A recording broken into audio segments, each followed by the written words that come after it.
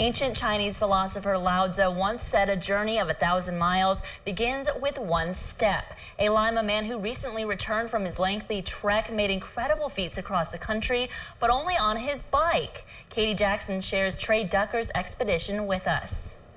26-year-old Trey Ducker made his way from his parents' driveway in Bath Township all the way to the West Coast, taking only his bike and minimal supplies. He started his journey in August and arrived in Los Angeles, California, the day after Thanksgiving.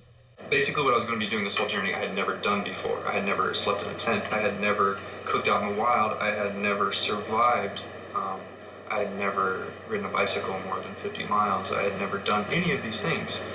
So I felt like a child. The only thing I had to go on was faith. For the first 10 days, his brother joined him. He dealt with the freezing cold as well as sweltering heat, reaching temperatures over 100 degrees. But Ducker said he would never give up. And the only time I was ever exhausted was the first couple weeks because I had not physically prepared. But after that, I was never really physically exhausted anymore. My bike weighed maybe 110 to 120 pounds.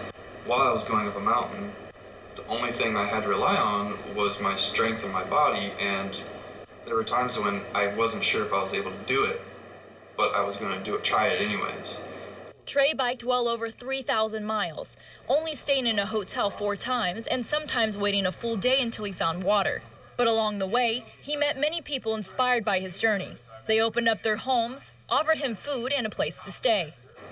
I could look back and I could see all the things that I went through because I journaled every single night. I felt like I had lived a whole lifetime in just 4 months. And I hadn't really done anything in those 4 months that normal people do. So the final destination wasn't really the goal. The goal was the day-to-day. And the final destination was just the last page. It was just where it ended.